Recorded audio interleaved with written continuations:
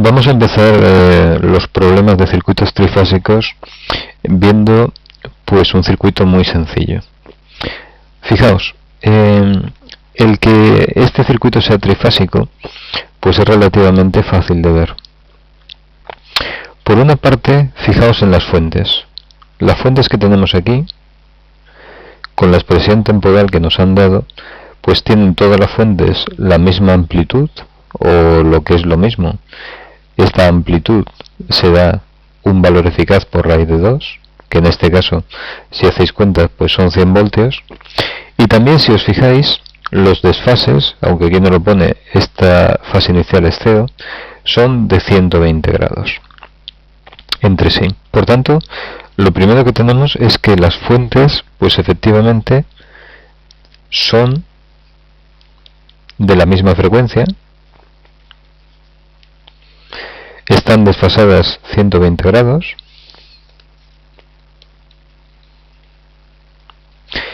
y por otra parte tienen el mismo valor eficaz, que es 100 voltios. En cuanto a las impedancias, fijaos que estas impedancias están formando grupos de 3, concretamente esto de aquí, pues los podríamos tomar como unas impedancias de línea, que probablemente sean esto, y este grupo de aquí de 3, pues son 3 impedancias que están conectadas en estrella, y están conectadas en estrella porque tienen un punto común de aquí que sería el neutro. Antes no lo he dicho, pero bueno, esta fuente está en estrella y ese sería el punto común. Y luego fijaos también que hay un conductor o una línea de neutro. Por tanto, en cuanto a las impedancias, pues también cumplen que van en grupos de 3, que tienen igual valor. Y en este caso, aunque eso no afecta, pues vemos que existe un neutro. Ese neutro es la bobina L1 y la resistencia R1 que tenemos abajo. Bueno, pues si el sistema es trifásico equilibrado, como ya sabemos, eso lo que significa es que va a haber un equivalente monofásico. Perdón.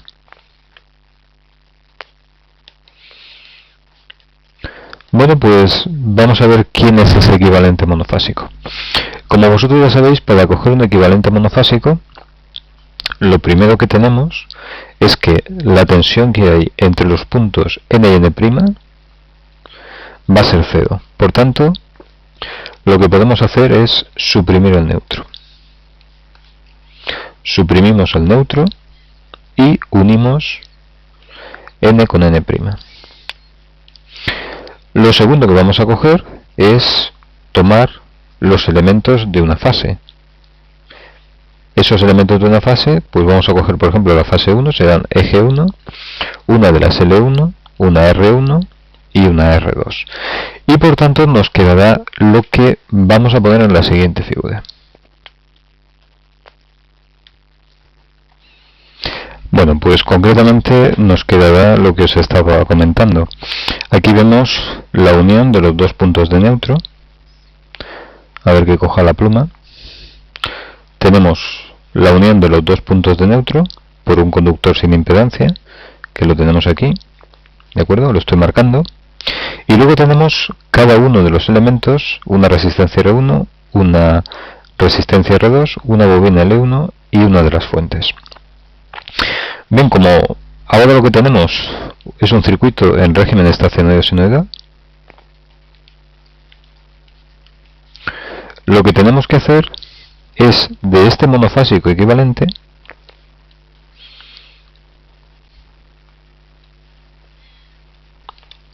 lo que vamos a hacer es una transformación. Esa transformación ya sabemos que va a ser del tipo elevado a j, una transformación desde t al dominio de los números complejos, y como también sabemos, en vez de usar vectores giratorios vamos a utilizar vectores fijos.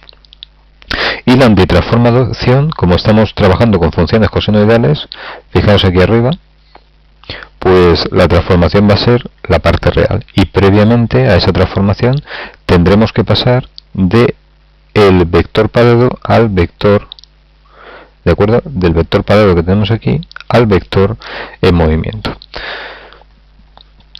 Bueno, pues en este circuito senoidal yo he sacado ya las impedancias. Realmente las impedancias son muy fáciles, es decir, para sacar, por ejemplo, lo que os estoy comentando es sub G1 en movimiento, pues E sub G1 en movimiento sería 141 por E elevado a J 1000T.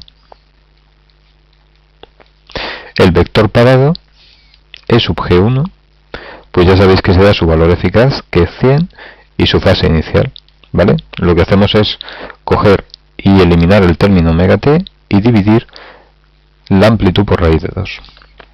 En cuanto a las impedancias, pues bueno, las impedancias de la bobina L1 es muy fácil, es J omega L, en este caso la omega es 1000,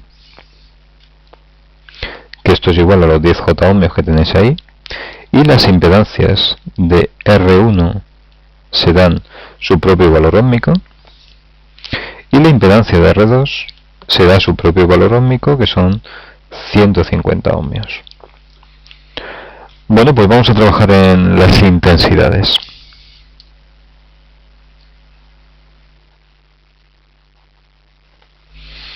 Bien, pues si trabajamos en las intensidades, lo único que tenemos que hacer es definir una intensidad de malla aquí, una intensidad de malla I sub A, que es lo más sencillo, y para esa malla I sub A establecer una ecuación. Esa ecuación de malla es facilísima. Fijaos que lo que tenemos es que E sub G1 se da igual a la impedancia de la bobina L1 más la impedancia de la resistencia R1 más la impedancia de la resistencia R2 por I sub A. Por tanto, si sustituimos valores, 100 por E elevado a J0, que es 100, va a ser igual a 160 más 10J por I sub A, de donde obtenemos el valor de I sub A. Concretamente, I sub A es igual a 0,622 menos 0,0389J.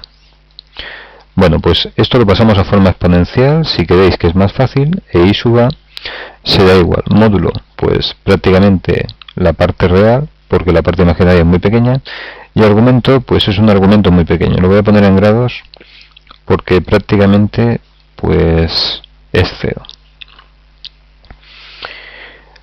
Bien, como nos preguntan las intensidades en cada una de las resistencias, es decir, en cada una de las fases, pues esta será la de la primera fase, la de sub G1, en la fase de sub G2.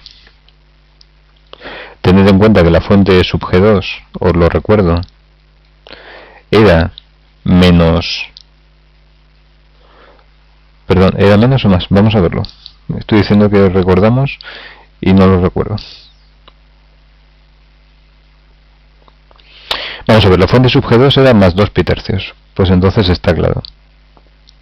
Lo que tendremos que hacer, como esto es más 2 pi tercios, la intensidad que pasa por ahí, que vamos a llamarla B, será mismo valor eficaz y fase, la que tenga la fase A, más este desfase, es decir, más 120 grados. Para la fase 3, pues exactamente lo mismo, es decir, para la fase 3 lo que nosotros vamos a hacer es que la intensidad, bueno, vamos a hacerlo bien, la fase de sub G3, como E sub G3 es la misma expresión menos 2 pi tercios, la intensidad I sub C será igual a 0,623 por E elevado a J menos 3,57 menos 120 grados. ¿De acuerdo? Vamos a ver el dibujo otra vez. Por tanto, aquí tendremos lo que estábamos comentando. Fuente sub G2, esto sería I sub B, os la marco aquí. Esta sería la I sub A y la I sub C sería la última. Como ya sabéis, por el neutro no circula nada. Bueno, nos piden el valor temporal. Bueno, pues si nos piden el valor temporal,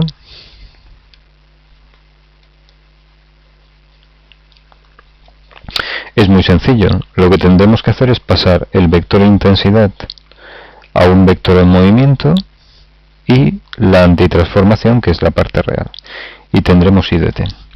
Bueno, esto simplemente lo voy a hacer para una de las intensidades porque la verdad es que para las demás es lo mismo. Por ejemplo, en la I sub a nosotros tendremos que el vector giratorio será igual a raíz de 2 por 0,623 por elevado a j 1000t, y voy a poner esto ya en radianes, menos 3,57 partido 180 por pi, y esto tomamos la parte real, luego será I sub a de t igual a raíz de 2 por 0,623 por el coseno, y no me va a caber, de 1000t menos los 3,57 grados, ¿de acuerdo? Que sería dividido 180 multiplicado por pi. Bien, segunda pregunta. La segunda pregunta que nos hacen es la potencia S, P y Q generada o consumida por las fuentes.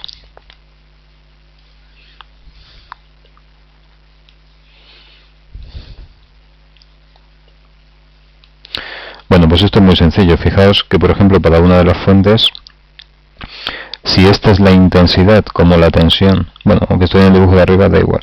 Si esta es la tensión y esta es la intensidad, fijaos que lo que estamos adoptando, si nosotros ponemos la potencia de la fuente E sub G1 como el producto de E sub G1 por I sub A conjugado, esto estamos suponiendo que es una potencia generada. Bueno, pues vamos a ver qué da. E sub G1 habíamos dicho que son 100 por elevado a J0, y la I sub 1, perdón, la I sub A la habíamos llamado, son 0,622 y al conjugar más 0,0389J.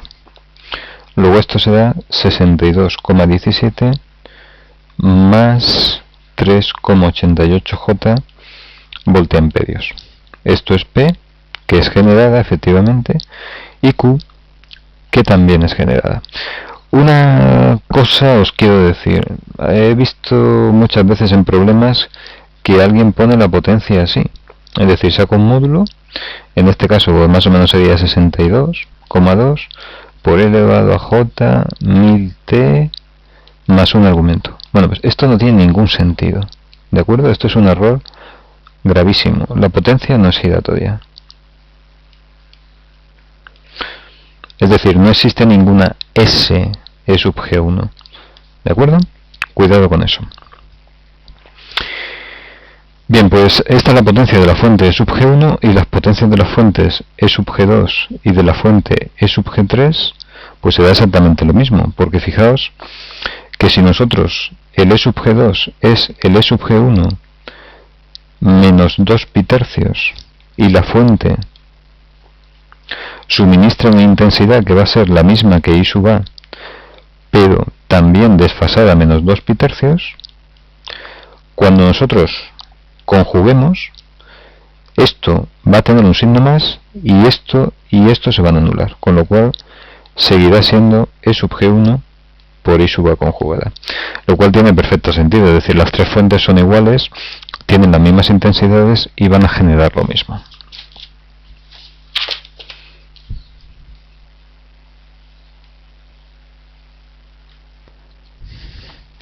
Bien, en el apartado C nos pide la potencia instantánea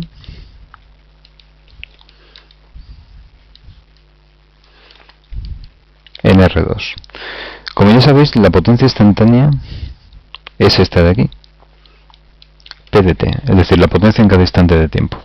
Y ya sabéis que en una resistencia esta potencia instantánea pues es una curva de este tipo. Ya hemos hecho un problema y lo hemos visto en el microcap.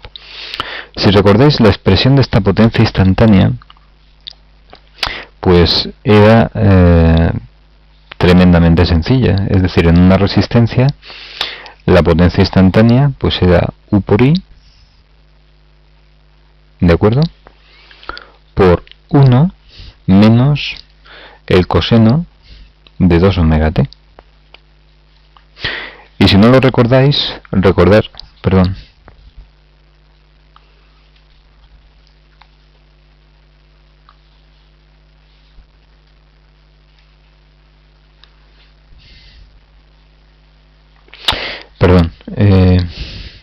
Si no lo recordáis, recordad que para una impedancia en general, esto para una resistencia, para una impedancia en general, la potencia tenía una expresión de este tipo, tenía partes positivas y negativas, perdón, una gráfica de este tipo y una expresión que era U por I por el coseno de phi menos el coseno de 2 omega t menos phi.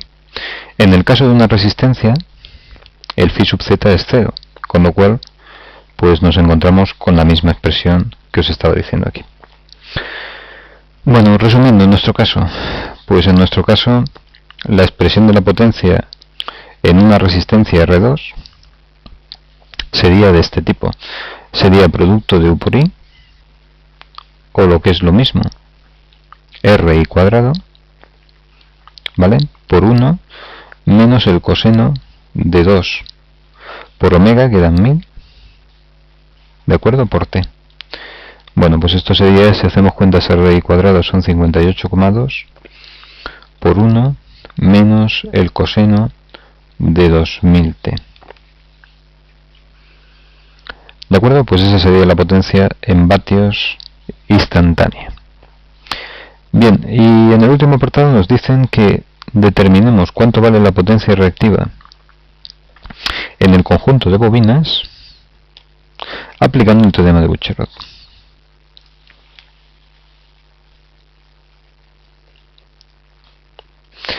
Bueno, pues fijaos en lo siguiente. Lo que nos dice el teorema de Bucherot sería que la potencia de las tres fuentes, que son iguales, es decir, la potencia de una fuente por 3, más 3 veces la potencia reactiva de la resistencia R1, más 3 veces la potencia reactiva de la resistencia R2, más 3 veces la potencia reactiva de las inductancias L1, más la potencia del neutro, perdón, esto es 1 porque solo hay un elemento, tiene que ser igual a 0. Bueno, fijaos que por el neutro, como no circula intensidad, esto es 0. En las resistencias, como no hay potencia reactiva, esto es 0. Por tanto, lo que tenemos es que la potencia reactiva en las tres resistencias, ¿de acuerdo? Que sería 3 por QL1, va a ser igual a la potencia reactiva que consumen las fuentes. ¿Vale? Esta sería consumida, que sería esta que aparece aquí. Y todas las que aparecen si tomamos el criterio de consumo para aplicar el teorema de Bucherot.